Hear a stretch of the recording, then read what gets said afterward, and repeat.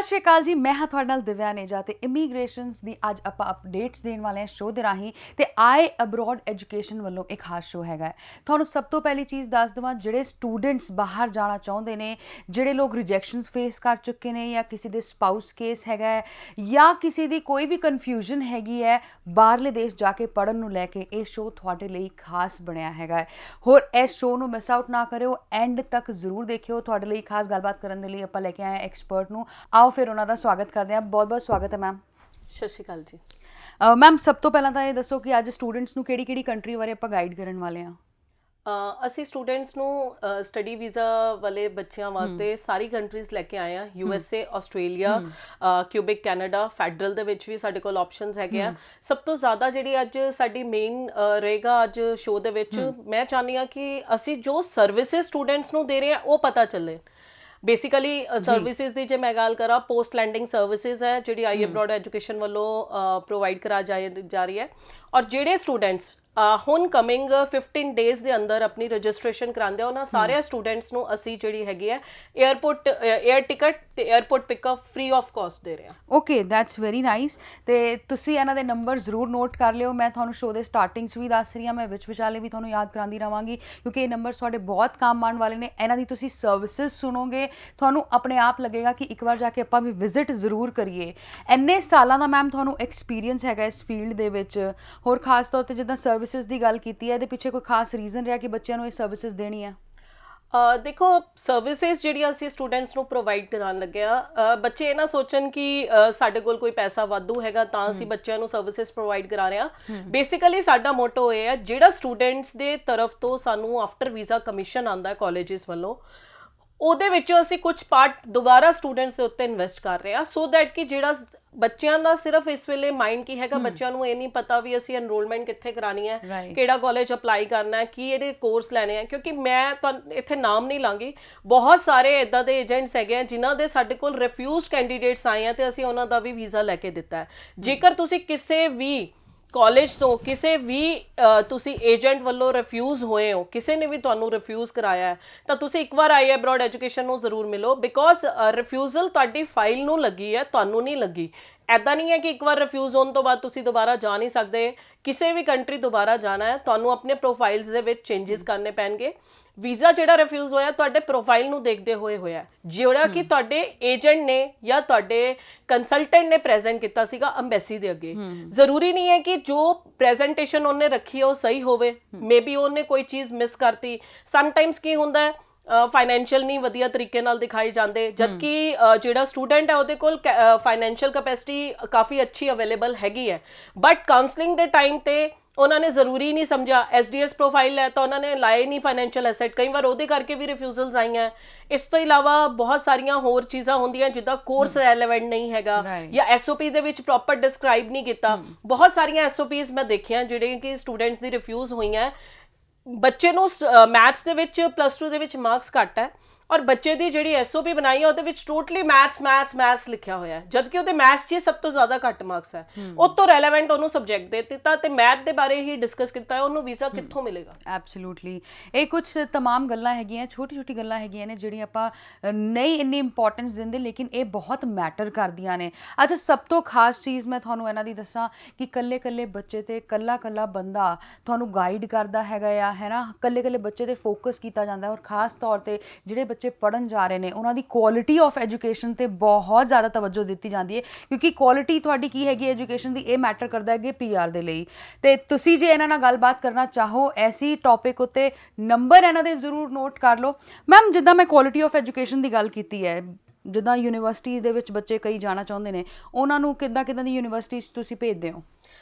ਦੇਖੋ, ਜਿਹੜਾ student university ਜਾ ਕੇ ਪੜ੍ਹਨਾ ਚਾਹੁੰਦਾ ਹੈ ਉਹਦਾ ਇੱਕੋ ਟਾਰਗੇਟ ਹੁੰਦਾ ਸਟੱਡੀ। ਬਿਲਕੁਲ, ਕਿਉਂਕਿ ਜਿਹੜੇ ਬੱਚੇ ਕਾਲਜਿਸ ਲੈਂਦੇ ਹੈਗੇ ਆ ਉਹਨਾਂ ਦਾ ਟਾਰਗੇਟ ਹੁੰਦਾ ਵੀ ਅਸੀਂ ਕਾਲਜ ਲੈ ਲਈਏ, ਡਿਪਲੋਮਾ ਪ੍ਰੋਗਰਾਮ ਲੈ ਲਈਏ, ਉਸ ਤੋਂ ਬਾਅਦ ਪੋਸਟ ਗ੍ਰੈਜੂਏਟ ਲੈ ਲਾਂਗੇ ਜਾਂ ਫਿਰ ਉਸ ਤੋਂ ਬਾਅਦ ਪੋਸਟ ਸਟੱਡੀ ਵਰਕ ਵੀਜ਼ਾ ਲੈ ਲਾਂਗੇ ਤੇ ਅਸੀਂ PR ਤੱਕ ਕਿੱਦਾਂ ਪਹੁੰਚਣਾ। ਲੇਕਿਨ ਜਿਹੜਾ ਬੱਚਾ ਯੂਨੀਵਰਸਿਟੀ ਪ੍ਰੋਗਰਾਮ ਲੈ ਰਿਹਾ ਉਹ ਕਿਤੇ ਨਾ ਕਿਤੇ ਡਿਗਰੀ ਵਾਸਤੇ ਜਾ ਰਿਹਾ ਹੈ। ਡਿਗਰੀ ਕਰਨਾ ਇਜ਼ ਵੈਰੀ ਇੰਪੋਰਟੈਂਟ ਥਿੰਗ। +2 ਤੋਂ ਬਾਅਦ ਤੁਸੀਂ ਡਿਪਲੋਮਾ ਲੈਣੇ ਹੋ, ਤੁਹਾਨੂੰ ਡਿਗਰੀ ਜਾਂ ਸਪੈਸ਼ਲਾਈਜੇਸ਼ਨ ਪ੍ਰੋਗਰਾਮਸ ਲੈਣੇ ਚਾਹੀਦੇ ਆ ਜਿਹੜੇ ਕਿ ਤੁਹਾਡੇ ਕੈਰੀਅਰ ਓਰੀਐਂਟਡ ਹੋਣ, ਜਿਨ੍ਹਾਂ ਦਾ ਤੁਹਾਨੂੰ ਕ੍ਰੈਡਿਟਸ ਟ੍ਰਾਂਸਫਰ ਹੋ ਸਕਣ। ਮੈਂ ਪਹਿਲਾਂ ਵੀ ਦੱਸਦੀ ਆਈ ਹਾਂ, ਜਦੋਂ ਵੀ ਤੁਸੀਂ ਐਜੂਕੇਸ਼ਨ ਚੂਜ਼ ਕਰਨੀ ਹੈ, ਤੁਸੀਂ ਉਹੀ ਐਜੂਕੇਸ਼ਨ ਚੂਜ਼ ਕਰਨੀ ਹੈ ਜਿਹੜੀ ਤੁਹਾਡੇ ਰੈਲੇਵੈਂਟ ਹੋਏ ਔਰ ਜਿਹਨੂੰ ਤੁਸੀਂ ਅੱਗੇ ਪਰਸਿਊ ਕਰ ਸਕੋ। ਨਾ ਕਿ ਤੁਸੀਂ ਆਈਟੀ ਤੋਂ ਹੋ ਲੇਕਿਨ ਤੁਸੀਂ ਕੋਰਸ ਬਿਜ਼ਨਸ ਐਡਮਿਨਿਸਟ੍ਰੇਸ਼ਨ ਦਾ ਲੈ ਲਿਆ, ਤੁਹਾਡੀ ਤਾਂ ਰਿਫਿਊਜ਼ਲ ਸਿੱਧਾ ਸਿੱਧਾ ਹੈ। ਤੁਸੀਂ +2 ਨਾਨ ਮੈਡੀਕਲ ਹੋ, ਤੁਹਾਨੂੰ ਬਿਜ਼ਨਸ ਐਡਮਿਨਿਸਟ੍ਰੇਸ਼ਨ ਦੇ ਵਿੱਚ ਕਿੱਦਾਂ ਭੇਜਤਾ? +2 ਨਾਨ ਮੈਡੀਕਲ ਹੋ, ਤੁਸੀਂ ਸਿਵਲ ਲੈ ਸਕਦੇ ਹੋ, ਤੁਸੀਂ ਮਕੈਨੀਕਲ ਲੈ ਸਕਦੇ ਹੋ, ਤੁਸੀਂ ਪ੍ਰੋਜੈਕਟ ਮੈਨੇਜਮੈਂਟ ਕੋਰਸ ਲੈ ਸਕਦੇ ਹੋ। ਤੁਹਾਡੇ ਕੋਲ ਕਾਫੀ ਟੈਕਨੀਕਲ ਪ੍ਰੋਗਰਾਮਸ ਆ ਜਾਣਗੇ ਜਿਹੜੇ ਕਿ ਤੁਸੀਂ ਆਪਣੇ ਪਰਸਿਊ ਕਰ ਸਕਦੇ ਹੋ। ਲੇਕਿਨ ਕਿਉਂਕਿ ਤੁਹਾਡੇ ਏਜੰਟ ਨੇ ਤੁਹਾਨੂੰ ਕਹਿਤਾ ਵੀ ਬਿਜ਼ਨਸ ਐਡਮਿਨਿਸਟ੍ਰੇਸ਼ਨ ਦੇ ਵਿੱਚ ਫਲਾਣੇ ਕਾਲਜ 'ਚ ਸੀਟ ਮਿਲ ਜਾਏਗੀ, ਗਵਰਨਮੈਂਟ ਕਾਲਜ ਹੈ, ਤੁਸੀਂ ਲੈ ਲਈ, ਬਟ ਉਹਦੇ ਕਰਕੇ ਵੀਜ਼ਾ ਨਹੀਂ ਮਿਲੇਗਾ। ਇਹ ਚੀਜ਼ਾਂ ਨੂੰ ਜ਼ਰੂਰ ਧਿਆਨ ਦੇ ਵਿੱਚ ਰੱਖੋ। ਐਜੂਕੇਸ਼ਨ ਤੁਸੀਂ ਉਹੀ ਪਰਸਿਊ ਕਰਨੀ ਹੈ ਜਿਹੜੀ ਤੁਹਾਡੇ ਰੈਲੇਵੈਂਟ ਹੈ ਤੇ ਜਿਹਨੂੰ ਤੁਸੀਂ ਅੱਗੇ ਪਰਸਿਊ ਕਰਕੇ ਪੀਆਰ ਵੀ ਲੈ ਸਕੋ। ਇਹਨਾਂ ਨਾ ਹੋਵੇ ਵੀ ਤੁਸੀਂ ਸਟੱਡੀ ਤਾਂ ਕੋਈ ਹੋਰ ਲਿੱਤੀ ਹੈ, ਜੌਬ ਤੁਸੀਂ ਕਿਸੇ ਹੋਰ ਦੇ ਵਿੱਚ ਕਰ ਰਹੇ ਹੋ, ਪੋਸਟ ਸਟੱਡੀ ਵਰਕ ਵੀਜ਼ਾ ਦੇ ਵਿੱਚ ਵੀ ਤੁਸੀਂ ਡਿਊਰੇਸ਼ਨ ਦੇ ਵਿੱਚ ਵੀ ਵਰਕ ਕਿਸੇ ਹੋਰ ਜਗ੍ਹਾ ਕੀਤਾ ਹੈ, ਤਾਂ ਪੀਆਰ ਦੇ ਟਾਈਮ ਤੇ ਕੀ ਕਰੋਗੇ? ਪੀਆਰ ਦੇ ਟਾਈਮ ਤੇ ਜੌਬ ਆਫਰ ਖਰੀਦਣੀ ਪੈਗੀ, ਤੇ ਜੋ ਪੈਸਾ ਤੁਸੀਂ 4 ਸਾਲ 5 ਸਾਲ ਲਾ ਕੇ ਕਮਾਇਆ ਉਹ ਤੁਹਾਡਾ ਉੱਥੇ ਇਨਵੈਸਟ ਹੋ ਜਾਣਾ। ਐਬਸੋਲੂਟਲੀ। ਅੱਜ ਮੈਂ ਸਾਰੇ ਸਟੂਡੈਂਟਸ ਨੂੰ ਦੱਸ ਦੇਵਾਂ, ਅੱਜ ਆਪਾਂ ਤੁਹਾਨੂੰ ਗਾਈਡ ਕਰਦੇ ਪਏ ਹਾਂ ਜੀ ਕਈ ਚੀਜ਼ਾਂ ਨੂੰ ਲੈ ਕੇ। ਤੁਸੀਂ ਕਿੱਦਾਂ ਦੇ ਕਾਲਜਸ ਯੂਨੀਵਰਸਿਟੀਜ਼ ਲੈ ਸਕਦੇ ਹੋ, ਕਿੱਦਾਂ ਦੇ ਕੋਰਸਿਸ ਆਪਟ ਕਰ ਸਕਦੇ ਹੋ, ਫਾਈਨੈਂਸ਼ੀਅਲ ਤੌਰ ਤੇ ਤੁਸੀਂ ਕਿੱਦਾਂ ਆਪਣੇ ਆਪ ਨੂੰ ਪ੍ਰੈਜ਼ੈਂਟ ਕਰਨਾ ਹੈਗਾ ਹੈ, ਹੋਰ ਖਾਸ ਤੌਰ ਤੇ ਇਹਨਾਂ ਦੀ ਸਰਵਿਸਿਜ਼ ਜਿਹੜੀ ਇਹ ਤੁਹਾਨੂੰ ਇਸ ਟਾਈਮ ਤੇ ਪ੍ਰੋਵਾਈਡ ਕਰ ਰਹੇ ਨੇ। ਮੈਮ ਥੋੜਾ ਸਰਵਿਸਿਜ਼ ਤੇ ਹੋਰ ਮੈਂ ਪੁੱਛਣਾ ਚਾਹਾਂਗੀ ਡਿਟੇਲ ਦੇ ਵਿੱਚ, ਕਿੱਦਾਂ ਦੀ ਸਰਵਿਸਿਜ਼ ਜੇ ਸਟੂਡੈਂਟ ਹੁਣ ਤੁਹਾਡੇ ਕੋਲ ਆਉਂਦਾ ਆ ਉਹਨਾਂ ਨੂੰ ਮਿਲਣ ਵਾਲੀਆਂ? ਦੇਖੋ, ਸਭ ਤੋਂ ਪਹਿਲਾਂ ਕੈਰੀਅਰ ਕਾਉਂਸਲਿੰਗ ਜਿਹੜੀ ਕਿ ਬਹੁਤ ਜ਼ਰੂਰੀ ਹੈ। ਕੋਈ ਵੀ ਸਟੂਡੈਂਟ ਕਿਸੇ ਵੀ ਇਮੀਗ੍ਰੇਸ਼ਨ ਆਫਿਸ ਜਾਂਦਾ ਹੈ, ਬੱਚਿਆਂ ਦਾ ਇੱਕ ਫਾਰਮ ਭਰਵਾਇਆ ਜਾਂਦਾ, ਫਾਰਮ ਤੋਂ ਬਾਅਦ ਉਹਨਾਂ ਨੂੰ ਸਿਰਫ ਕਾਲਜ ਔਰ ਕੋਰਸ ਗਾਈਡ ਕਰ ਦਿੱਤਾ ਜਾਂਦਾ, ਕੋਈ ਵੀ ਕਾਉਂਸਲਿੰਗ ਹੋਰ ਤਰੀਕੇ ਦੀ ਨਹੀਂ ਕੀਤੀ ਜਾਂਦੀ।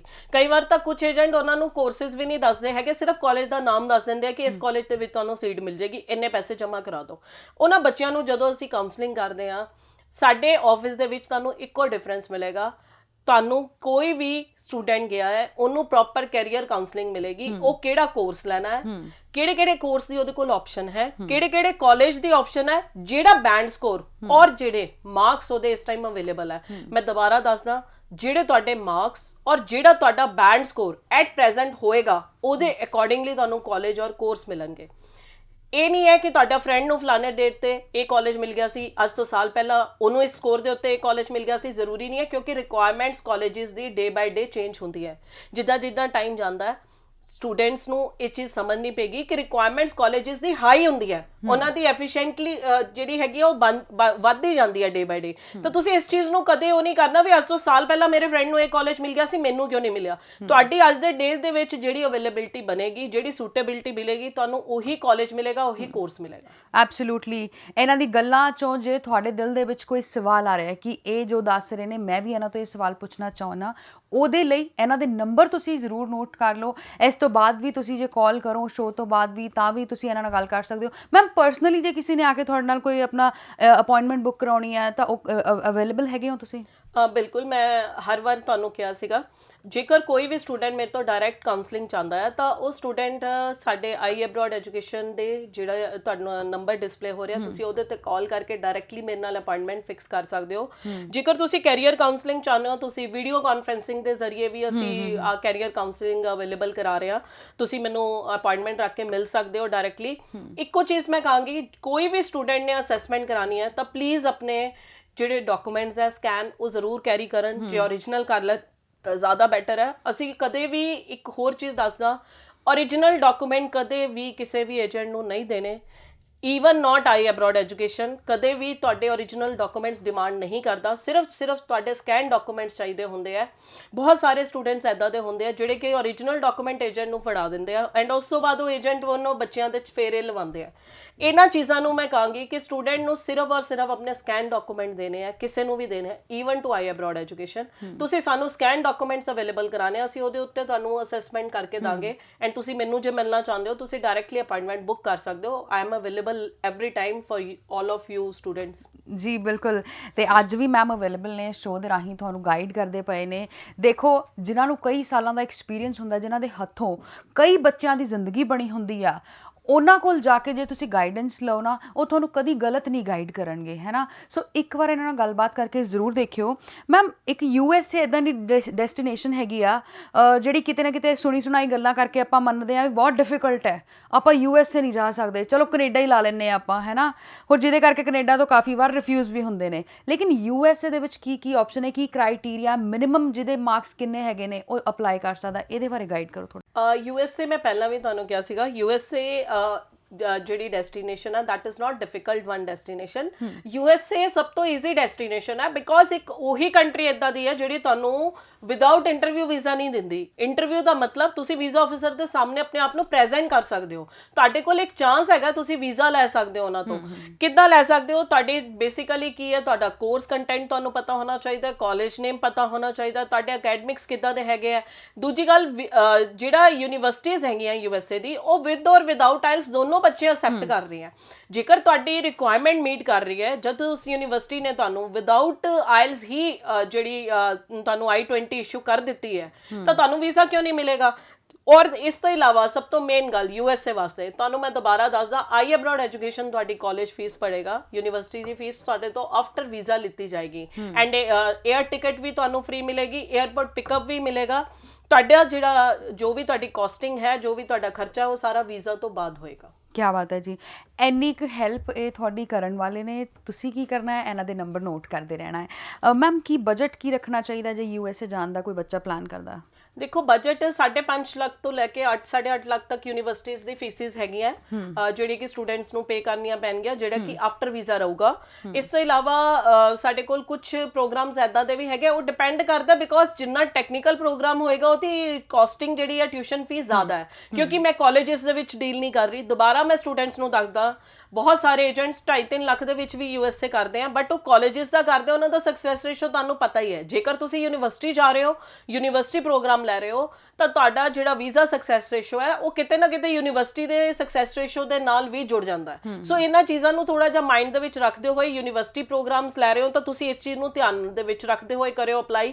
ਇਸ ਤੋਂ ਇਲਾਵਾ USA ਦਾ ਜਿਹੜਾ ਵੀਜ਼ਾ ਉਹ ਤੁਹਾਡਾ 5 ਈਅਰ ਵੀਜ਼ਾ ਹੋਏਗਾ, ਚਾਹੇ ਤੁਸੀਂ 2 ਸਾਲ ਦੀ ਸਟੱਡੀ ਲੈ ਰਹੇ ਹੋ, 3 ਦੀ ਲੈ ਰਹੇ ਹੋ, 4 ਦੀ ਲੈ ਰਹੇ ਹੋ, ਤੁਹਾਨੂੰ ਵੀਜ਼ਾ ਇੱਥੋਂ 5 ਸਾਲ ਦਾ ਹੀ ਮਿਲੇਗਾ। ਰਾਈਟ ਮੈਮ, ਨਰਸਿੰਗ ਦੀ ਮੈਂ ਗੱਲ ਕਰਨਾ ਚਾਹਾਂਗੀ ਕਿਉਂਕਿ ਬਹੁਤ ਸਾਰੀ ਇਦਾਂ ਦੀ ਸਟੂਡੈਂਟਸ ਹੈਗੀਆਂ ਨੇ, ਬਹੁਤ ਸਾਰੀ ਕੁੜੀਆਂ ਹੈਗੀਆਂ ਨੇ ਜਿਹੜਾ ਆਪਣਾ ਕਰੀਅਰ ਨਰਸਿੰਗ 'ਚ ਬਣਾਉਣਾ ਚਾਹੁੰਦੀਆਂ ਨੇ।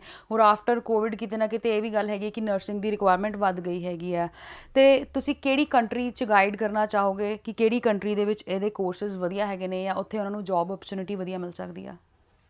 ਨਰਸਿੰਗ ਦੇ ਪ੍ਰੋਗਰਾਮਸ ਤਿੰਨੋਂ ਕੰਟਰੀਜ਼ ਦੇ ਵਿੱਚ ਅਵੇਲੇਬਲ ਹੈ, USA, ਆਸਟ੍ਰੇਲੀਆ, ਕੈਨੇਡਾ, ਤਿੰਨਾਂ ਦੇ ਵਿੱਚ ਹੀ ਡਿਮਾਂਡ ਦੇ ਵਿੱਚ ਪ੍ਰੋਫਾਈਲ ਰਹਿੰਦਾ, ਜਿੱਦਾਂ ਕਿ ਤੁਸੀਂ ਦੱਸਿਆ ਹੀ ਹੈ।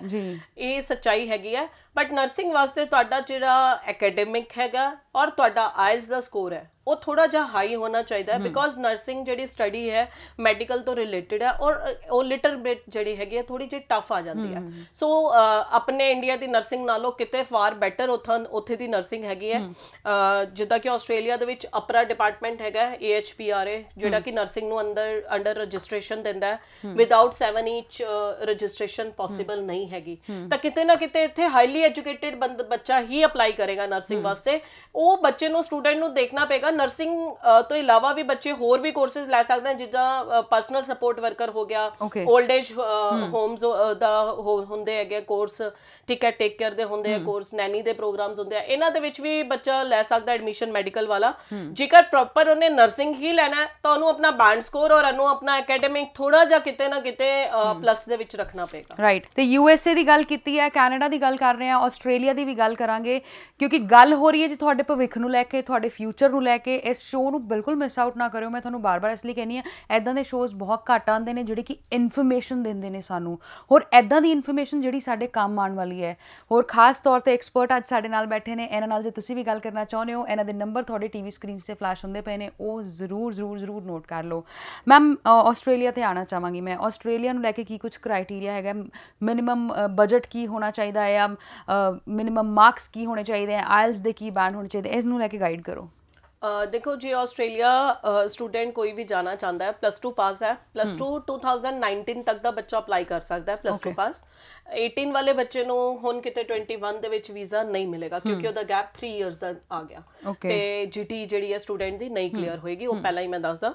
2019 ਵਾਲਾ ਸਟੂਡੈਂਟ ਜੇਕਰ ਅਪਲਾਈ ਕਰਦਾ ਹੈ ਤਾਂ ਉਹਨੂੰ ਓਵਰਆਲ 5.5 ਬੈਂਡ ਦੇ ਨਾਲ ਵੀ ਆਸਟ੍ਰੇਲੀਆ ਦਾ ਵੀਜ਼ਾ ਮਿਲ ਜਾਏਗਾ। We have the D2D programs. ਬੱਚਾ ਸਟੂਡੈਂਟ ਜਿਹੜਾ ਹੈਗਾ, ਬਸ ਸਿਰਫ ਗੱਲ ਇੰਨੀ ਕਿ ਹੈਗੀ ਹੈ ਇਸ ਵੇਲੇ ਜੁਲਾਈ ਇਨਟੇਕ ਦੇ ਉੱਤੇ ਵਰਕਆਊਟ ਕੀਤਾ ਜਾ ਰਿਹਾ ਹੈ। ਕਿਤੇ ਨਾ ਕਿਤੇ ਉਮੀਦ ਹੈ ਕਿ ਜੁਲਾਈ ਇਨਟੇਕ ਤੱਕ ਫਲਾਈਟਸ ਓਪਨ ਹੋ ਜਾਣਗੀਆਂ। ਜੇਕਰ ਨਹੀਂ ਹੋਣਗੀਆਂ ਤਾਂ ਸਟੂਡੈਂਟਸ ਨੂੰ ਇੱਥੋਂ ਹੀ ਜਿਹੜੀ ਹੈਗੀ ਹੈ ਕਲਾਸਿਸ ਸਟਾਰਟ ਕਰਨੀਆਂ ਪੈਣਗੀਆਂ। ਇਸ ਤੋਂ ਇਲਾਵਾ ਜਿਹੜੇ ਬੱਚੇ ਸਟੂਡੈਂਟਸ ਗ੍ਰੈਜੂਏਸ਼ਨ ਜਾਂ ਮਾਸਟਰਸ ਕਰ ਚੁੱਕੇ ਹੈ, ਗ੍ਰੈਜੂਏਸ਼ਨਸ ਵਾਲੇ ਸਟੂਡੈਂਟ ਵਾਸਤੇ overall 6 band score is acceptable. 5.5 not less than ਹੋਣ ਤਾਂ ਵੀ ਚੱਲ ਜਾਏਗਾ। 3 ਸਾਲ ਦਾ ਗੈਪ ਜਿਹੜਾ ਹੈਗਾ ਗ੍ਰੈਜੂਏਸ਼ਨ ਤੋਂ ਬਾਅਦ ਅਸੈਪਟੇਬਲ ਹੈਗਾ। ਐਂਡ ਜੇ ਮਾਸਟਰਸ ਦੀ ਗੱਲ ਕਰੀਏ, ਮਾਸਟਰਸ ਵਾਲੇ ਸਟੂਡੈਂਟਸ ਵਾਸਤੇ ਵੀ ਸੇਮ ਹੈਗਾ। 3 to 4 ਇਅਰਸ ਦਾ ਗੈਪ ਜਿਹੜਾ ਹੈਗਾ ਅਸੈਪਟੇਬਲ ਹੈਗਾ। ਸਿਰਫ ਇੱਕ ਚੀਜ਼ ਦਾ ਧਿਆਨ ਰੱਖਣਾ ਹੈ, ਗੈਪ ਟਾਈਮ ਡਿਊਰੇਸ਼ਨ ਦੇ ਵਿੱਚ ਤੁਸੀਂ ਕੁਝ ਵੀ ਕੀਤਾ ਹੈ, ਤੁਸੀਂ ਜੌਬ ਕੀਤੀ ਹੈ, ਤੁਸੀਂ ਐਗਰੀਕਲਚਰ ਕੀਤੀ ਹੈ, ਤੁਸੀਂ ਕੋਈ ਟ੍ਰੇਨਿੰਗ ਕੀਤੀ ਹੈ, ਤੁਸੀਂ ਕੁਝ ਵੀ ਕੀਤਾ ਹੈ, ਉਹ ਤੁਹਾਨੂੰ ਐਕਸਪਲੇਨ ਕਰਨਾ ਪਏਗਾ ਕਿਉਂਕਿ ਜੀਟੀ ਇਦਾਂ ਕਲੀਅਰ ਨਹੀਂ ਹੋਏਗੀ। ਜੀਟੀ ਵਾਸਤੇ ਸਾਨੂੰ ਪ੍ਰੋਪਰ ਗੈਪ ਜਸਟੀਫਿਕੇਸ਼ਨ ਤਾਂ ਦੇਣੀ ਪੈਂਦੀ ਹੈ। ਬਿਲਕੁਲ ਮੈਮ, ਜਿਨ੍ਹਾਂ ਦੀ ਲਾਸਟ ਐਜੂਕੇਸ਼ਨ +2 ਹੈਗੀ ਹੈ, 12th ਜਿਨ੍ਹਾਂ ਨੇ ਹਲੇ ਕ੍ਰਾਸ ਕੀਤਾ ਹੈਗਾ, ਮੈਂ ਕੈਨੇਡਾ ਨੂੰ ਲੈ ਕੇ ਹੀ ਪੁੱਛਣਾ ਚਾਹਾਂਗੀ ਦੁਬਾਰਾ ਕਿ ਕੈਨੇਡਾ ਦੇ ਵਿੱਚ ਉਹਨਾਂ ਦੇ ਕੋਲ ਕੀ ਆਪਸ਼ਨ ਹੈ? ਉਹ ਕਿਤੇ ਕਾਲਜ ਜਾਂ ਯੂਨੀਵਰਸਿਟੀ ਦੇ ਕੋਈ ਆਪਸ਼ਨਸ ਹੈਗੇ ਨੇ ਉਹਨਾਂ ਕੋਲ ਬੈਟਰ? ਦੇਖੋ, ਕੈਨੇਡਾ ਦੇ ਵਿੱਚ ਜਿਹੜਾ ਸਟੂਡੈਂਟ +2 ਪਾਸ ਹੈ ਉਹਦਾ 1 ਸਾਲ ਤੋਂ ਉੱਪਰ ਦਾ ਗੈਪ ਅਸੈਪਟੇਬਲ ਨਹੀਂ ਹੁੰਦਾ ਗਵਰਨਮੈਂਟ ਕਾਲਜਸ ਦੇ ਵਿੱਚ। ਠੀਕ ਹੈ। ਜੇਕਰ ਬੱਚਾ ਪ੍ਰਾਈਵੇਟ ਕਾਲਜ ਜਾਣਾ ਚਾਹੁੰਦਾ ਤਾਂ ਪ੍ਰਾਈਵੇਟ ਕਾਲਜ ਦੇ ਵਿੱਚ ਗੈਪ ਦੀ ਸੇਮ ਚੀਜ਼ ਹੈ, ਕੋਈ ਜਸਟੀਫਿਕੇਸ਼ਨ ਹੈ ਨਹੀਂ ਤੁਹਾਨੂੰ। ਮਤਲਬ ਕੋਈ ਇੱਕ ਪਾਰਟਿਕੂਲਰ ਟਾਈਮ ਪੀਰੀਅਡ ਨਹੀਂ ਦਿੱਤਾ ਹੋਇਆ ਵੀ ਤੁਸੀਂ 3 ਸਾਲ ਦਾ ਗੈਪ ਨਹੀਂ ਲਾ ਸਕਦੇ, 5 ਸਾਲ ਦਾ ਨਹੀਂ। ਉਹ ਤਾਂ ਪੜ੍ਹਾਈ ਦੀ ਕੋਈ ਉਮਰ ਨਹੀਂ ਹੁੰਦੀ। ਤੁਸੀਂ ਆਪਣੀ ਐਜੂਕੇਸ਼ਨ ਦੇਖਦੇ ਹੋਏ ਤੁਸੀਂ ਜੋ ਟਾਈਮ ਪੀਰੀਅਡ ਦੇ ਵਿੱਚ ਕੀਤਾ ਉਹ ਤੁਸੀਂ ਵੀਜ਼ਾ ਆਫਿਸਰ ਨੂੰ ਜਸਟੀਫਾਈ ਕਰਨਾ ਹੈ। ਪ੍ਰਾਈਵੇਟ ਕਾਲਜਸ ਦੇ ਵਿੱਚ ਤੁਹਾਨੂੰ ਪਾਥਵੇ ਪ੍ਰੋਗਰਾਮਸ ਮਿਲ ਜਾਂਦੇ ਆ। ਹੁਣ ਸਿਰਫ ਔਰ ਸਿਰਫ ਜਿਹੜਾ ਡਿਪੈਂਡ ਕਰਦਾ, ਉਹ ਡਿਪੈਂਡ ਇਸ ਗੱਲ ਤੇ ਕਰਦਾ ਵੀ ਸਟੂਡੈਂਟ ਦੀ ਆਪਸ਼ਨ ਕੀ ਹੈਗੀ ਹੈ। ਜੇਕਰ ਸਟੂਡੈਂਟ ਗ੍ਰੈਜੂਏਸ਼ਨ ਜਾਂ ਮਾਸਟਰ ਪਾਸ ਆਊਟ ਹੈ ਔਰ ਉਹ ਗਵਰਨਮੈਂਟ ਕਾਲਜਸ ਜਾਂਦਾ ਹੈ ਤਾਂ ਸੇਮ ਹੇਅਰ ਉਹਦਾ 2 ਤੋਂ 3 ਸਾਲ ਦਾ ਹੀ ਗੈਪ ਅਸੈਪਟੇਬਲ ਹੁੰਦਾ, ਉਹ ਵੀ ਵਿਦ ਜਸਟੀਫਿਕੇਸ਼ਨ। ਪਰ ਜੇਕਰ ਤੁਹਾਡਾ ਗੈਪ 2 ਜਾਂ 3 ਸਾਲ ਤੋਂ ਉੱਪਰ ਹੈਗਾ +2 ਤੋਂ ਬਾਅਦ, ਜਾਂ ਤੁਹਾਡਾ ਗੈਪ 5 ਜਾਂ 6 ਸਾਲ ਦਾ ਹੈਗਾ ਬੈਚਲਰ ਜਾਂ ਮਾਸਟਰ ਤੋਂ ਬਾਅਦ, ਤਾਂ ਕਿਤੇ ਨਾ ਕਿਤੇ ਤੁਹਾਨੂੰ ਗਵਰਨਮੈਂਟ ਕਾਲਜਸ ਦੇ ਵਿੱਚ ਵੀਜ਼ਾ ਲੈਣਾ ਔਖਾ ਹੋਏਗਾ। ਫਿਰ ਤੁਹਾਨੂੰ ਕਿਤੇ ਨਾ ਕਿਤੇ ਕਿਊਬਿਕ ਵਾਲੀ ਸਾਈਡ ਮੂਵ ਕਰਨਾ ਪਏਗਾ। ਮੌਂਟਰੀਅਲ ਵਾਲੀ ਸਾਈਡ ਹੀ ਅਪਲਾਈ ਕਰਕੇ ਤੁਸੀਂ ਵੀਜ਼ਾ ਲੈ ਸਕਦੇ ਹੋ। ਰਾਈਟ। ਤੇ ਕਿਊਬਿਕ ਬਾਰੇ ਵੀ ਮੈਮ ਸਾਨੂੰ ਥੋੜਾ ਜਿਹਾ ਦੱਸੋ ਕਿ ਬੱਚੇ ਉੱਥੇ ਜਾਣ ਤੋਂ ਕਈ ਇਦਾਂ ਵੀ ਹੁੰਦਾ ਨਾ ਕਿ ਡਰਦੇ ਨੇ ਕਿ ਨਹੀਂ ਆਪਾਂ ਤਾਂ ਟੋਰਾਂਟੋ ਹੀ ਜਾਣਾ ਹੈ, ਆਪਾਂ ਸੈਂਟਰ ਸਿਟੀ 'ਚ ਹੀ ਜਾਣਾ ਹੈਗਾ ਹੈ, ਕੰਟਰੀ ਸਾਈਡਸ 'ਚ ਨਹੀਂ ਜਾਣਾ। ਸਾਨੂੰ ਥੋੜੇ ਜਿਹੇ ਬੈਨੀਫਿਟ ਦੱਸੋ ਤਾਂ ਕਿ ਸਾਡਾ ਉੱਥੇ ਪੋਜ਼ਿਟਿਵ ਰਿਸਪੌਂਸ ਰਹੇ, ਹੋਰ ਸਟੂਡੈਂਟ ਇੰਟਰਸਟਿਡ ਹੋਏ ਉੱਥੇ ਜਾਣ ਦੇ ਲਈ। ਦੇਖੋ, ਮੌਂਟਰੀਅਲ ਵਾਸਤੇ ਮੈਂ ਸਭ ਤੋਂ ਪਹਿਲਾਂ ਤੁਹਾਨੂੰ ਦੱਸਦਾ, ਮੌਂਟਰੀਅਲ ਦੇ ਵਿੱਚ ਜੇਕਰ ਤੁਸੀਂ PR ਲੈਣੀ ਹੈ ਤਾਂ PR ਪੁਆਇੰਟ ਆਫ View ਦੇ ਨਾਲ ਸਭ ਤੋਂ ਬੈਸਟ ਹੈਗਾ। ਅੱਛਾ। 6 ਮੰਥਸ ਦੇ ਬਾਅਦ ਜੇਕਰ ਕੋਈ ਵੀ ਸਟੂਡੈਂਟ 6 ਮੰਥਸ ਦੇ ਅੰਦਰ ਅਪਲਾਈ ਕਰਨਾ ਚਾਹੁੰਦਾ PR, ਉਹ ਅਪਲਾਈ ਕਰ ਸਕਦਾ ਹੈ A1 A2 ਫ੍ਰੈਂਚ ਦਾ ਲੈਵਲ ਕਲੀਅਰ ਕਰਕੇ। ਜੇਕਰ ਉਹ ਲੈਵਲ ਕਲੀਅਰ ਕਰ ਲੈਂਦਾ ਤਾਂ ਉਹਨੂੰ 19 ਦਿਨ ਦੇ ਅੰਦਰ PR ਕਾਰਡ ਮਿਲ ਜਾਂਦਾ। ਇੱਕ ਕੱਲੇ ਔਰ ਕੱਲੇ ਮੌਂਟਰੀਅਲ ਦੇ ਵਿੱਚ ਫੈਸਿਲਿਟੀ ਅਵੇਲੇਬਲ ਹੈ। ਜਿਨ੍ਹਾਂ ਬੱਚਿਆਂ ਨੇ ਇੰਡੀਆ 'ਚ ਰਹਿ ਕੇ ਫ੍ਰੈਂਚ ਪੜ੍ਹੀ ਹੋਵੇ, ਉਹਨਾਂ ਬੱਚਿਆਂ ਵਾਸਤੇ ਸੁਨਹਿਰੀ ਮੌਕਾ ਹੈ ਕਿ ਉਹ ਉੱਥੇ ਜਾ ਕੇ 6 ਮਹੀਨੇ ਦੇ ਅੰਦਰ ਵੀ PR ਲੈ ਸਕਦੇ ਆ। ਅੱਛਾ ਜੀ। ਸੈਕੰਡ ਚੀਜ਼ ਜਿਹੜੀ ਮੌਂਟਰੀਅਲ ਦੀ ਗੱਲ ਹੈਗੀ ਹੈ, ਵੇਜਿਸ ਰੇਟ। ਵੇਜਿਸ ਦੀ ਗੱਲ ਕਰੀਏ ਤੇ ਕਿਤੇ ਨਾ ਕਿਤੇ ਜਿਹੜੀ ਤੁਸੀਂ ਗੱਲ ਹੁਣੇ ਕੀਤੀ ਸੀਗੀ ਵੀ ਟੋਰਾਂਟੋ ਵਾਲੀ ਸਾਈਡ ਹਰ ਬੱਚਾ ਜਾਣਾ ਚਾਹੁੰਦਾ, ਪਰ ਟੋਰਾਂਟੋ ਦਾ ਵੇਜ ਰੇਟ ਕੀ ਹੈ? 10 ਤੋਂ $11 ਪਰ ਆਰ। ਇੱਥੇ ਤੁਸੀਂ ਜੇ ਕਿਊਬਿਕ ਦੀ ਗੱਲ ਕਰੋਗੇ, ਮਿਨੀਮਮ ਵੇਜ ਰੇਟ 18 ਤੋਂ $19 ਪਰ ਆਰ ਹੈ। ਬੱਚੇ ਉੱਥੇ $22-23 ਵੀ ਕਮਾਉਂਦੇ ਆ। ਜਿਹੜਾ ਬੱਚਾ ਟੋਰਾਂਟੋ ਦੇ ਵਿੱਚ ਗਿਆ ਉਹ 4 ਘੰਟੇ ਜਿਹੜਾ ਕੰਮ ਕਰਕੇ ਕਮਾ ਰਿਹਾ ਹੈ, ਕਿਊਬਿਕ ਦੇ ਵਿੱਚ ਮੌਂਟਰੀਅਲ ਦੇ ਵਿੱਚ ਉਹੀ ਬੱਚਾ 2 ਘੰਟਿਆਂ 'ਚ ਕੰਮ ਕਰਕੇ ਕਮਾ ਰਿਹਾ। ਤੇ ਕਿਤੇ ਨਾ ਕਿਤੇ ਇਟਸ ਲੋਟ ਆਫ ਡਿਫਰੈਂਸ ਹੈਗਾ ਦੋਨਾਂ ਦੇ ਵਿੱਚ। ਇਸ ਤੋਂ ਇਲਾਵਾ ਕਿਊਬਿਕ ਕੱਲਾ ਪ੍ਰੋਵਿੰਸ ਹੈਗਾ ਜਿਹੜਾ 15 ਮੰਥਸ ਬਾਅਦ ਸਟੂਡੈਂਟ ਨੂੰ ਅਪਲਾਈ ਕਰਨ ਲਈ ਜਿਹੜਾ ਅਲਾਉਡ ਕਰਦਾ ਹੈ PR ਨੂੰ। ਜੇ ਆਪਾਂ ਫੈਡਰਲ ਵਾਲੀ ਸਾਈਡ ਦੇਖੀਏ ਤਾਂ BC ਤੋਂ ਇਲਾਵਾ ਬਾਕੀ ਸਾਰੇ ਪ੍ਰੋਵਿੰਸਸ ਕਿਤੇ ਨਾ ਕਿਤੇ ਸਟੂਡੈਂਟਸ ਨੂੰ 3 ਜਾਂ 4 ਸਾਲ ਬਾਅਦ ਜਿਹੜਾ PR ਦੀ ਆਪਸ਼ਨ ਅਵੇਲੇਬਲ ਕਰਾਉਂਦੇ ਆ। ਕਿਊਬਿਕ ਦੇ ਵਿੱਚ ਕਿਤੇ ਨਾ ਕਿਤੇ 15 ਮਹੀਨੇ ਬਾਅਦ ਬੱਚਾ ਅਪਲਾਈ ਕਰ ਸਕਦਾ, ਔਰ ਜਿਹੜਾ ਉਹਦਾ 1 ਸਾਲ ਦਾ ਉਹਨੇ ਕੋਰਸ ਕੀਤਾ ਉਹਦੇ ਵੀ ਉਹਨੂੰ ਪੁਆਇੰਟਸ ਮਿਲਣਗੇ। ਜਿਹੜਾ ਉਹਨੇ 1 ਸਾਲ ਉੱਥੇ ਵਰਕ ਕੀਤਾ ਉਹਨੂੰ ਉਹਦੇ ਵੀ ਪੁਆਇੰਟਸ ਮਿਲ ਰਹੇ ਆ। ਠੀਕ ਹੈ। ਜਦਕਿ ਫੈਡਰਲ ਦੇ ਵਿੱਚ ਐਦਾਂ ਦਾ ਕੁਝ ਨਹੀਂ ਹੁੰਦਾ। ਫੈਡਰਲ ਦੇ ਵਿੱਚ ਜਦ ਤੱਕ ਤੁਹਾਡੀ ਡਿਗਰੀ ਜਾਂ ਡਿਪਲੋਮਾ ਕੰਪਲੀਟ ਨਹੀਂ ਹੁੰਦਾ, ਤੁਹਾਡੇ ਕ੍ਰੈਡਿਟਸ ਟ੍ਰਾਂਸਫਰ ਨਹੀਂ ਹੁੰਦੇ। ਇਹ ਮੈਮ ਤੁਸੀਂ ਜਿਹੜੀ ਚੀਜ਼ਾਂ ਦੱਸ ਰਹੇ ਹੋ ਨਾ, ਬਰੀਕ ਬਰੀਕ ਚੀਜ਼ਾਂ, ਇਹ ਸ਼ਾਇਦ ਹੀ ਕੋਈ ਦੱਸਦਾ ਹੈਗਾ ਕਿਉਂਕਿ ਜ਼ਿਆਦਾਤਰ ਏਜੰਟ ਜਿਹੜੇ ਹੈਗੇ ਉਹ ਤੁਸੀਂ ਜਿੱਦਾਂ ਗੱਲ ਕਹੀ ਕਿ ਕਾਲਜ ਦੀ ਗੱਲ ਕਰਦੇ ਆ, ਉਹ ਕਿ ਕਾਲਜ ਤੁਸੀਂ ਕਿਹੜੇ ਜਾਣਾ ਹੈ, ਸਾਡੇ ਕੋਲ ਇਹ ਕਾਲਜ ਅਵੇਲੇਬਲ ਹੈਗਾ ਹੈ, ਲੇਕਿਨ ਨਾ ਹੀ ਉਹ ਕੋਰਸਿਸ ਬਾਰੇ ਦੱਸਦੇ ਆ, ਨਾ ਹੀ ਉਹ ਜਗ੍ਹਾ ਬਾਰੇ ਦੱਸਦੇ ਆ ਕਿ ਤੁਸੀਂ ਜਿਹੜੀ ਜਗ੍ਹਾ ਜਾਣਾ ਹੈ ਉਹ ਕਿੱਦਾਂ ਦੀ ਹੈਗੀ ਹੈ ਤੁਹਾਡੇ ਰਹਿਣ ਦੇ ਲਈ। ਮੈਂ ਪੋਸਟ ਲੈਂਡਿੰਗ ਸਰਵਿਸਿਜ਼ ਦੀ ਇੱਕ ਵਾਰ ਫੇਰ ਗੱਲ ਕਰਨਾ ਚਾਹਾਂਗੀ ਕਿ ਕੁਝ ਪ੍ਰੋਵਾਈਡ ਕਰਵਾ ਰਹੇ ਹੋ ਤੁਸੀਂ? ਹੋਰ ਖਾਸ ਤੌਰ ਤੇ ਬੜੇ ਸਾਰੇ ਬੱਚੇ ਇਦਾਂ ਦੇ ਨੇ ਜਿਹੜੇ ਕਿ ਉੱਥੇ ਜਾ ਕੇ ਭਾਲਦੇ ਨੇ ਵੀ ਸਾਡੀ ਕੋਈ ਹੈਲਪ ਕਰਦੇ, ਰਹਿਣ ਨੂੰ ਕੋਈ ਜਗ੍ਹਾ ਦੇ ਦੇ ਜਾਂ ਕੋਈ ਆ ਕੇ ਪਿਕਅਪ ਹੋ ਜਾਏ, ਇਦਾਂ ਦੀ ਚੀਜ਼ਾਂ ਉਹਨਾਂ ਨੂੰ ਗਾਈਡ ਕਰੋ ਮੈਮ। ਬੇਸਿਕਲੀ ਕੀ ਹੈ, ਪੋਸਟ ਲੈਂਡਿੰਗ ਸਰਵਿਸਿਜ਼ ਦੀ ਸਭ ਤੋਂ ਜ਼ਿਆਦਾ ਇੰਪੋਰਟੈਂਸ ਤਦੋਂ ਪਤਾ ਚੱਲਦੀ ਹੈ ਜਦੋਂ ਕੋਈ ਫੀਮੇਲ ਕੈਂਡੀਡੇਟ ਜਾ ਰਹੀ ਹੈ ਔਰ ਉਹਦੇ ਕੋਈ ਰਿਲੇਟਿਵਸ ਕੈਨੇਡਾ ਨਹੀਂ ਹੈ, ਤਾਂ ਕਿਤੇ ਨਾ ਕਿਤੇ ਪੇਰੈਂਟਸ ਦਾ ਪਹਿਲਾ ਕੰਸਰਨ ਇਹ ਹੁੰਦਾ ਹੈ ਕਿ ਪਹਿਲੀ ਵਾਰ ਬੇਟੀ ਬਾਹਰ ਚੱਲੀ ਹੈ, ਉਹਨੂੰ ਉੱਥੇ ਕੌਣ ਦੇਖੇਗਾ, ਉਹਨੂੰ ਪਿਕਅਪ ਕੌਣ ਕਰੇਗਾ, ਅਰੇਂਜਮੈਂਟ ਕਿੱਦਾਂ ਹੋਏਗਾ ਅਕੋਮੋਡੇਸ਼ਨ ਦਾ, ਬੱਚੀ ਸਾਡੀ ਪਹਿਲੀ ਵਾਰ ਚੱਲੀ ਹੈ। ਹੁਣ ਪੇਰੈਂਟਸ ਹੈ, ਉਹਨਾਂ ਦੇ ਮਨ ਦੇ ਵਿੱਚ ਜਿਹੜੀ ਇੱਕ ਸਟ੍ਰੈਸ ਬੱਚੇ ਨੂੰ ਲੈ ਕੇ ਕਿਤੇ ਨਾ ਕਿਤੇ ਰਹਿੰਦਾ, ਚਾਹੇ ਉਹ ਮੁੰਡਾ ਹੋ ਚਾਹੇ ਕੁੜੀ ਹੋਏ। ਇਹਦੇ ਵਿੱਚ ਅਸੀਂ ਸਾਰੀਆਂ ਸਰਵਿਸਿਜ਼ ਅਵੇਲੇਬਲ ਕਰਾਉਂਦੇ ਆ, 에ਅਰਪੋਰਟ ਪਿਕਅਪ ਤੋਂ ਲੈ ਕੇ ਸਿਮ ਅਵੇਲੇਬਲ ਤੋਂ ਲੈ ਕੇ ਅਕੋਮੋਡੇਸ਼ਨ ਅਰੇਂਜਮੈਂਟ ਤੋਂ ਲੈ ਕੇ, ਕਿਉਂਕਿ ਜੇਕਰ ਉਹਨਾਂ ਨੇ ਉੱਥੇ ਅਕੋਮੋਡੇਸ਼ਨ ਅਰੇਂਜ ਕਰਨਾ ਤਾਂ ਉਹਨਾਂ ਨੂੰ 1 ਮੰਥ ਜਾਂ 2 ਮੰਥ ਸਿਕਿਉਰਿਟੀ ਜਿੱਦਾਂ ਇੱਥੇ ਹੁੰਦੀ ਹੈ ਉੱਦਾਂ ਦੇਣੀ ਪੈਂਦੀ ਹੈ। ਔਰ ਕਿਤੇ ਨਾ ਕਿਤੇ ਸਟੂਡੈਂਟਸ ਨੂੰ ਨਹੀਂ ਪਤਾ ਹੁੰਦਾ, ਅੱਛਾ ਏਰੀਆ ਨਹੀਂ ਪਤਾ ਹੁੰਦਾ ਵੀ ਉਹਨਾਂ ਨੇ ਨੀਅਰ ਬਾਈ ਕਿੱਥੇ ਲੈਣਾ ਹੈਗਾ, ਉਹ ਸਾਰੀਆਂ ਚੀਜ਼ਾਂ ਦੇ ਵਿੱਚ ਅਸੀਂ ਉਹਨੂੰ ਹੈਲਪ ਕਰਦੇ ਹਾਂ ਸਟੂਡੈਂਟਸ ਨੂੰ। ਇਸ ਤੋਂ ਇਲਾਵਾ ਸਿਮ ਅਰੇਂਜਮੈਂਟ ਕਰਾਇਆ ਜਾਂਦਾ ਹੈ, ਇਸ ਤੋਂ ਇਲਾਵਾ ਫੂਡ ਦੀ ਫੈਸਿਲਿਟੀਜ਼ ਅਵੇਲੇਬਲ ਕਰਾਈ ਜਾਂਦੀਆਂ, ਕਿਉਂਕਿ ਬਹੁਤ ਸਾਰੇ ਪੰਜਾਬੀਜ਼ ਨੂੰ ਫੂਡ ਦੀ ਦਿੱਕਤ ਆਉਂਦੀ ਹੈ, ਜਦਕਿ ਕੈਨੇਡਾ ਦੇ ਵਿੱਚ ਫੂਡ ਦੀ ਦਿੱਕਤ ਹੈ ਨਹੀਂ, ਬਟ ਕਈਆਂ ਨੂੰ ਨਹੀਂ ਪਤਾ ਲੱਗਦਾ ਵੀ ਫੂਡ ਕਿੱਦਾਂ ਦਾ ਕਿੱਥੋਂ ਮਿਲਣਾ ਹੈ। ਉਹ ਸਾਰੀਆਂ ਚੀਜ਼ਾਂ ਸਾਡੀ ਜਿਹੜੀ ਉੱਥੇ ਟੀਮ ਹੈਗੀ ਆ ਉਹ ਅਵੇਲੇਬਲ ਕਰਾਉਂਦੀ ਹੈ, ਸਟੂਡੈਂਟਸ ਨੂੰ ਸਾਰੀ ਨੌਲੇਜ ਦਿੱਤੀ ਜਾਂਦੀ ਹੈ। ਪੋਸਟ ਜਿਹੜੀ ਕਾਉਂਸਲਿੰਗ ਹੁੰਦੀ ਹੈ, ਆਫਟਰ ਵੀਜ਼ਾ ਕਾਉਂਸਲਿੰਗ ਹੁੰਦੀ ਹੈ ਸਟੂਡੈਂਟ ਦੀ, ਜਦੋਂ ਉਹਦਾ ਵੀਜ਼ਾ ਰਿਸੀਵ ਹੁੰਦਾ ਉਹਨੇ ਇਮੀਗ੍ਰੇਸ਼ਨ ਕਿੱਦਾਂ ਕਲੀਅਰ ਕਰਨੀ ਹੈ, ਉਹਨੇ ਕੀ ਚੀਜ਼ਾਂ ਕਿੱਥੇ ਕਿੱਥੇ ਕਰਨੀ ਹੈ, ਕਿੰਨੀ ਕਰੰਸੀ ਬੱਚੇ ਕੋਲ ਹੋਣੀ ਚਾਹੀਦੀ ਹੈ, ਔਰ ਸਟੂਡੈਂਟ ਨੇ ਉੱਥੇ ਜਾ ਕੇ ਕਿੱਦਾਂ ਅਕੋਮੋਡੇਸ਼ਨ ਲੈਣੀ ਹੈ, ਓਰੀਐਂਟੇਸ਼ਨ ਕਿੱਦਾਂ ਜੁਆਇਨ ਕਰਨੀ ਹੈ, ਹਰ ਚੀਜ਼ ਦੀ ਗਾਈਡੈਂਸ ਸਾਡੇ ਆਫਿਸ ਵੱਲੋਂ ਸਟੂਡੈਂਟਸ ਨੂੰ ਪ੍ਰੋਵਾਈਡ ਕੀਤੀ ਜਾਂਦੀ ਹੈ। ਬਿਲਕੁਲ, ਤੇ ਇਹ ਚਿੰਤਾ ਤਾਂ ਤੁਸੀਂ ਬਿਲਕੁਲ ਭੁੱਲ ਜਾਓ ਕਿ ਬਗਾਨੇ ਦੇਸ਼ 'ਚ ਜਾ ਕੇ ਸਾਡਾ ਆਪਣਾ ਉੱਥੇ ਕੋਈ ਨਹੀਂ ਹੈਗਾ, ਆਪਾਂ ਕਿੱਦਾਂ ਖਾਵਾਂਗੇ ਜਾਂ ਉੱਥੇ ਕਿੱਦਾਂ ਰਵਾਂਗੇ। ਆਈ ਅਬਰੋਡ ਐਜੂਕੇਸ਼ਨ ਇਹ ਤੁਹਾਡੇ ਲਈ ਇੱਕ ਇੱਦਾਂ ਦੀ ਫਾਈਨਲ ਡੈਸਟੀਨੇਸ਼ਨ ਬਣ ਸਕਦਾ ਹੈ ਕਿ ਤੁਹਾਡਾ ਫਿਊਚਰ ਆ ਕੇ ਇਹਨਾਂ ਕੋਲ ਅਸੈਸ ਕਰਵਾਓ, ਆ ਕੇ ਇੱਕ ਵਾਰ ਚੈੱਕ ਕਰੋ ਕਿ ਤੁਸੀਂ ਕਿੱਥੇ ਸਟੈਂਡ ਕਰਦੇ ਹੋ, ਇੱਕ ਵਾਰ ਗਾਈਡੈਂਸ ਲੈ ਕੇ ਦੇਖੋ, ਤੁਹਾਨੂੰ ਆਪ ਫਰਕ ਫੀਲ ਹੋਏਗਾ ਕਿ ਬਾਕੀ ਏਜੰਟਸ ਕੋਲ ਜਾ ਕੇ ਜਾਂ ਬਾਕੀ ਇਮੀਗ੍ਰੇਸ਼ਨ ਵਾਲਿਆਂ ਕੋਲ ਜਾ ਕੇ ਔਰ ਇੱਥੇ ਆ ਕੇ ਕਿੰਨਾ ਕੁ ਫਰਕ ਹੈਗਾ ਹੈ। ਮੈਮ ਸਮੇਂ ਥੋੜ੍ਹਾ ਜ਼ਿਆਦਾ ਨਹੀਂ ਹੈਗਾ ਸਾਡੇ ਕੋਲ, ਟਾਈਮ ਥੋੜ੍ਹਾ ਘੱਟ ਹੈਗਾ, ਮੈਂ ਫਟਾਫਟ ਇੱਕ ਇਹ ਚੀਜ਼ ਪੁੱਛਣਾ ਚਾਹੁੰਦੀ ਹਾਂ ਕਿ ਜਿਨ੍ਹਾਂ ਬੱਚਿਆਂ ਦੇ ਕੋਲ ਗੈਪ ਥੋੜ੍ਹਾ ਜ਼ਿਆਦਾ ਹੈਗਾ, 5 ਸਾਲ ਜਾਂ 6 ਸਾਲ ਵੱਧ ਗਿਆ ਹੈ, ਔਰ ਜਸਟੀਫਾਈਡ ਗੈਪ ਹੈਗਾ, ਉਹਨਾਂ ਦੇ ਲਈ ਕੋਈ ਆਪਸ਼ਨਸ ਹੈਗੇ ਨੇ? ਦੇਖੋ, ਗੈਪ ਵਾਲੇ ਸਟੂਡੈਂਟਸ ਵਾਸਤੇ ਮੈਂ ਪਹਿਲਾਂ ਵੀ ਦੱਸ ਚੁੱਕੀ ਹਾਂ, ਜੇਕਰ ਤੁਹਾਡੇ ਕੋਲ ਜਸਟੀਫਿਕੇਸ਼ਨ ਹੈਗੀ ਹੈ ਤੁਸੀਂ ਜ਼ਰੂਰ ਅਪਲਾਈ ਕਰ ਸਕਦੇ ਹੋ। ਆਪਸ਼ਨ ਡਿਪੈਂਡ ਕਰੇਗਾ ਤੁਹਾਡੀ ਕੰਟਰੀ ਪ੍ਰੈਫਰੈਂਸ ਕੀ ਹੈਗੀ ਹੈ, ਉਸ ਦੇ ਅਕੋਰਡਿੰਗਲੀ ਤੁਹਾਨੂੰ ਕਾਲਜ ਐਂਡ ਕੋਰਸਿਸ ਗਾਈਡ ਕੀਤੇ ਜਾਣਗੇ। ਇਸ ਤੋਂ ਇਲਾਵਾ ਰਿਫਿਊਜ਼ਡ ਕੈਂਡੀਡੇਟਸ ਵਾਸਤੇ ਦੱਸਦਾ ਕਿ ਕਾਫੀ ਸਾਰੇ ਕਾਲਜਿਸ ਯੂਨੀਵਰਸਿਟੀਜ਼ ਹੈਗੀਆਂ ਜਿਹੜੇ ਕਿ ਸਾਡੇ ਕੋਲ ਅਵੇਲੇਬਲ ਹੈਗੀਆਂ ਵਿਦ ਗੁੱਡ ਸਕਸੈਸ ਰੇਸ਼ੋ। ਤੁਸੀਂ ਜੇਕਰ ਰਿਫਿਊਜ਼ਡ ਹੋ ਕਿਸੇ ਵੀ ਕੰਟਰੀ ਤੋਂ ਤਾਂ ਇਹਦਾ ਮਤਲਬ ਇਹ ਨਹੀਂ ਹੈਗਾ ਕਿ ਤੁਸੀਂ ਕਿਸੇ ਦੂਜੀ ਕੰਟਰੀ ਨਹੀਂ ਜਾ ਸਕਦੇ। ਜੇਕਰ ਤੁਸੀਂ ਇੱਕ ਕੰਟਰੀ ਨੇ ਤੁਹਾਨੂੰ ਰਿਫਿਊਜ਼ ਕਰਤਾ ਆਉਣ ਤੋਂ ਤਾਂ ਇਹਦਾ ਮਤਲਬ ਇਹ ਨਹੀਂ ਹੈਗਾ ਬਾਕੀ ਕੰਟਰੀਜ਼ ਦੇ ਜਿਹੜੇ ਦਰਵਾਜ਼ੇ ਆਪਣੇ ਵਾਸਤੇ ਬੰਦ ਹੋ ਗਏ। ਕਦੇ ਵੀ ਆਪਸ਼ਨਸ ਲਿਮਿਟਿਡ ਨਾ ਲੈ ਕੇ ਚਲੋ। ਡੈਸਟੀਨੇਸ਼ਨਸ 3 ਜਾਂ 4 ਹੀ ਹੈਗੀਆਂ ਪੰਜਾਬੀਜ਼ ਵਾਸਤੇ, USA, ਆਸਟ੍ਰੇਲੀਆ, ਕੈਨੇਡਾ ਜਾਂ ਫਿਰ ਸਿੰਗਾਪੁਰ। ਇਹੀ 4 ਹੈਗੀਆਂ ਕੰਟਰੀਜ਼ ਮੇਜਰ ਜਿਨ੍ਹਾਂ ਦੇ ਵਿੱਚ ਸਟੂਡੈਂਟਸ ਦਾ ਜ਼ਿਆਦਾ ਰੁਝਾਨ ਦੇਖਣ ਨੂੰ ਮਿਲਦਾ ਹੈਗਾ। ਜੇਕਰ ਤੁਸੀਂ ਜਾਣਾ ਚਾਹੁੰਦੇ ਹੋ, ਤੁਸੀਂ ਤੁਹਾਡਾ ਜੋ ਵੀ ਪ੍ਰੋਫਾਈਲ ਹੈਗਾ ਇੱਕ ਵਾਰ ਜ਼ਰੂਰ ਸਾਡੇ ਨਾਲ ਡਿਸਕਸ ਕਰੋ, ਔਰ ਜੋ ਵੀ ਤੁਹਾਡੀ ਮਨਪਸੰਦ ਦਾ ਡੈਸਟੀਨੇਸ਼ਨ ਹੈਗੀ ਆ ਉਹਦੇ ਬਾਰੇ ਜ਼ਰੂਰ ਸਾਡੇ ਨਾਲ ਡਿਸਕਸ ਕਰੋ ਤਾਂ ਕਿ ਅਸੀਂ ਤੁਹਾਨੂੰ ਪ੍ਰੋਪਰ ਗਾਈਡੈਂਸ ਤੇ ਪ੍ਰੋਪਰ ਤੁਹਾਨੂੰ ਜਿਹੜੀ ਕੈਰੀਅਰ ਕਾਉਂਸਲਿੰਗ ਹੈ ਉਹ ਪ੍ਰੋਵਾਈਡ ਕਰਾ ਸਕੀਏ। ਜੀ ਮੈਮ, ਕਈ ਬ੍ਰਾਈਟ ਸਟੂਡੈਂਟਸ ਵੀ ਹੈਗੇ, ਉਹਨਾਂ ਨੂੰ ਸਕਾਲਰਸ਼ਿਪ ਪਲਾਨਸ ਵੀ ਮਿਲ ਸਕਦੇ ਨੇ? ਬਿਲਕੁਲ, ਸਕਾਲਰਸ਼ਿਪਸ ਪ੍ਰੋਗਰਾਮ ਹੈਗੇ ਆ ਸਾਡੇ ਕੋਲ। ਆਸਟ੍ਰੇਲੀਆ ਦੇ ਵਿੱਚ 10% ਤੋਂ ਲੈ ਕੇ 40-50% ਤੱਕ ਸਕਾਲਰਸ਼ਿਪਸ ਹੈਗੇ ਆ। ਇਸ ਤੋਂ ਇਲਾਵਾ ਯੂਨੀਵਰਸਿਟੀਜ਼ ਦੇ ਵਿੱਚ ਵੀ ਸਾਡੇ ਕੋਲ ਪ੍ਰੋਗਰਾਮਸ ਐਦਾਂ ਦੇ ਹੈਗੇ ਜਿਨ੍ਹਾਂ ਦੇ ਵਿੱਚ 40-50% ਤੱਕ ਸਕਾਲਰਸ਼ਿਪਸ ਮਿਲ ਰਹੀਆਂ ਹੈਗੀਆਂ। ਬਟ ਇਹ ਡਿਪੈਂਡ ਕਰੇਗਾ ਸਟੂਡੈਂਟਸ ਦੇ ਪ੍ਰੋਫਾਈਲ ਦੇ ਉੱਤੇ, ਸਟੂਡੈਂਟਸ ਦੀ ਪ੍ਰੋਫਾਈਲ ਕਿੱਦਾਂ ਦੀਆਂ ਹੈਗੀਆਂ।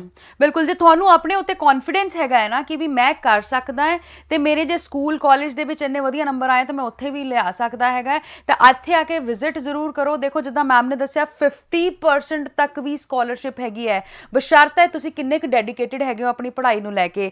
ਮੈਮ, ਜਾਣ ਤੋਂ ਪਹਿਲਾਂ ਸਾਰਿਆਂ ਨੂੰ ਕੀ ਸੁਨੇਹਾ ਦੇਣਾ ਚਾਹੁੰਦੇ ਹੋ? ਕਿਤੇ ਵੀ ਅਪਲਾਈ ਕਰਨ ਤੋਂ ਪਹਿਲਾਂ ਇੱਕ ਵਾਰ ਤੁਸੀਂ ਜ਼ਰੂਰ ਆਪਣੇ ਪ੍ਰੋਫਾਈਲ ਨੂੰ ਆਪ ਦੇਖਿਆ ਕਰੋ। ਤੁਹਾਡੇ ਮਾਰਕਸ ਕੀ ਹੈ, ਤੁਹਾਨੂੰ ਕੋਰਸ ਕੀ ਮਿਲਿਆ, ਤੁਹਾਨੂੰ ਕਾਲਜ ਕਿਹੜਾ ਗਾਈਡ ਕੀਤਾ ਹੈ। ਜੇਕਰ ਤੁਸੀਂ ਪ੍ਰੋਪਰ ਗਾਈਡੈਂਸ ਚਾਹੁੰਦੇ ਹੋ ਤਾਂ ਇੱਕ ਵਾਰ ਸਾਨੂੰ ਜ਼ਰੂਰ ਕੰਟੈਕਟ ਕਰੋ ਆਈ ਅਬਰੋਡ ਐਜੂਕੇਸ਼ਨ ਨੂੰ, ਸੋ ਦੈਟ ਕਿ ਅਸੀਂ ਤੁਹਾਨੂੰ ਪ੍ਰੋਪਰ ਕੈਰੀਅਰ ਕਾਉਂਸਲਿੰਗ ਦੇ ਸਕੀਏ। ਬਿਲਕੁਲ, thank you so much ma'am, ਤੁਸੀਂ ਸਾਡੇ ਨਾਲ ਜਿਹੜੇ ਆਪਣਾ ਕੀਮਤੀ ਟਾਈਮ ਕੱਢ ਕੇ। ਐਸੇ ਦੇ ਨਾਲੇ ਜੀ ਵੇਲਾ ਹੈ ਤੁਹਾਨੂੰ ਛੱਡ ਕੇ ਜਾਣ ਦਾ। ਆਈ ਹੋਪ ਕਿ ਤੁਸੀਂ ਇਹਨਾਂ ਦੇ ਨੰਬਰ ਤੇ ਐਡਰੈਸਿਸ ਨੋਟ ਕਰ ਲਏ ਹੋਣੇ, ਤੇ ਬਿਲਕੁਲ ਵੀ ਦੇਰ ਨਾ ਕਰੋ, ਹਲੇ ਵੀ ਸੀਟਸ ਅਵੇਲੇਬਲ ਹੈਗੀਆਂ, ਇਹਨਾਂ ਕੋਲ ਆ ਕੇ ਇੱਕ ਵਾਰ ਵਿਜ਼ਿਟ ਜ਼ਰੂਰ ਕਰੋ। ਫਿਲਹਾਲ ਦਿਓ ਇਜਾਜ਼ਤ, ਸਤਿ ਸ਼੍ਰੀ ਅਕਾਲ ਜੀ। ਜੇਕਰ ਤੁਸੀਂ ਵੀ ਇਮੀਗ੍ਰੇਸ਼ਨ ਸਲਾਹਕਾਰ ਹੋ ਜਾਂ ਵੀਜ਼ਾ ਐਕਸਪਰਟ ਹੋ, ਤੁਸੀਂ ਵੀ ਸਾਡੇ ਸ਼ੋਅ ਦੇ ਵਿੱਚ ਪਾਰਟਿਸਿਪੇਟ ਕਰਨਾ ਚਾਹੁੰਦੇ ਹੋ ਤਾਂ ਸਾਨੂੰ ਕਾਲ ਕਰ ਸਕਦੇ ਹੋ। ਨੰਬਰ ਹੈ 9914400369। ਨੰਬਰ ਇੱਕ ਵਾਰ ਫਿਰ ਤੋਂ ਨੋਟ ਕਰ ਲਓ, 9914400369।